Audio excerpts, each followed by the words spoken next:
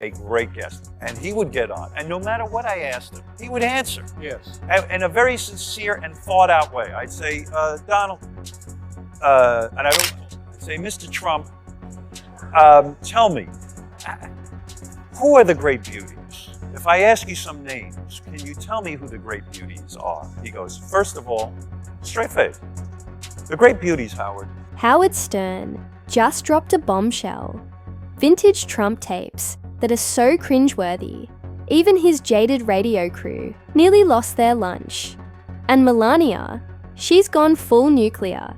Think Chernobyl meets Real Housewives. Mar-a-Lago has basically turned into the DMZ, divorce militarized zone. Word is, she's moved into a separate wing, rigged it with a Cheeto detection alarm system, and isn't taking any chances. This isn't just marital strife. It's a one-woman special ops mission against her own husband. Tell me if I'm nuts. Well, I am nuts, but tell me if this is accurate. I would stand there on stage with Trump and I would repeat over and over again, excuse me, please find me 11,000 votes so that I can win the election. I would just repeat that over and over again. And then I'd say to the audience, what are we debating? A man picked up the phone and wanted to say, fake the election, give me 11,000 votes. I don't know how any American who loves this country, that's the end of the debate. You don't get to run it. Howard Stern, the undisputed king of raunch radio, just accomplished what no courtroom or indictment ever could. He pried open the Pandora's box that is Donald and Melania Trump's marriage. And what came spilling out wasn't hope. It wasn't change. It was something far more terrifying. A greatest hits reel of Trump's most cringe-inducing moments, freshly excavated from the sticky, dimly lit vaults of early 2000s shock jock radio. Spoiler alert, they're every bit as nightmare fuel as you'd fear. Woke to me is asleep, and I think I'm awake.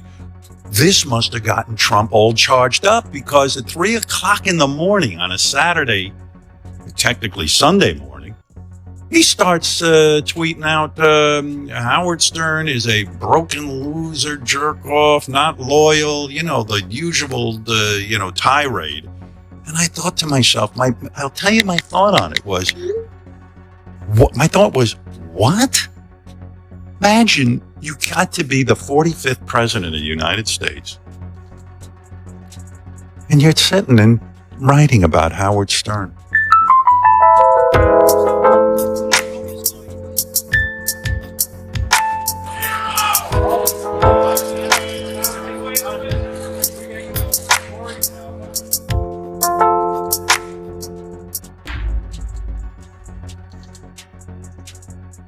And just when you thought things couldn't spiral further, past the marital missile strikes and Melania's state-of-the-art Trump detection system, here comes the nuclear payload. The tapes. Oh yes, those tapes. Howard Stern, forever America's unhinged historian, unleashed a blast from the past, so radioactive it could power a small city, or at the very least, vaporize what was left of the First Lady's... He's just overall terrific. I think most important. Let me ask you this, with all due respect. But is he going to get married? I mean, is she going to be the perennial fiancé? He's going to get married. No. When are you getting married? Well, sometime early next year. You set a date? No, we haven't set a date. Are you playing her, or are you really going to marry her? No, I don't have the courage to play. These aren't your average offhand gaffes. These are industrial strength Trumpisms, straight out of the golden age of swaggering billionaires who thought microphones were just harmless little robots sworn to secrecy. Spoiler, they weren't. Stern has unearthed some never before aired, or now painfully, relevant Trump interviews. And let's just say, if words could activate a divorce clause, these would be the founding documents of the single women's independence movement. In the, anyone who works in the entertainment industry, really, I've only seen 6s and 7s. So, I'd say, well, Donald, I think Angelina Jolie is a great beauty. 7. Really? What? Well, come on. You guys, oh, he's a great beauty. I go, oh. He goes, goes, my daughter, Ivanka, now she's a 10. And so we'd have these discussions. Oh my. And of course, with the internet now, all these tapes are out. But still somehow worse than you'd imagine. Trump can be heard making cringe-inducing comments about women with all the grace of a drunk uncle, detailing his dream date over Thanksgiving dinner. But wait, it gets better.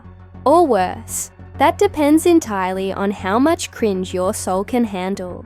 He talks about Melania, yes, his wife, like she's a high-end showroom model at some vaguely Eastern European auto expo he once stumbled into.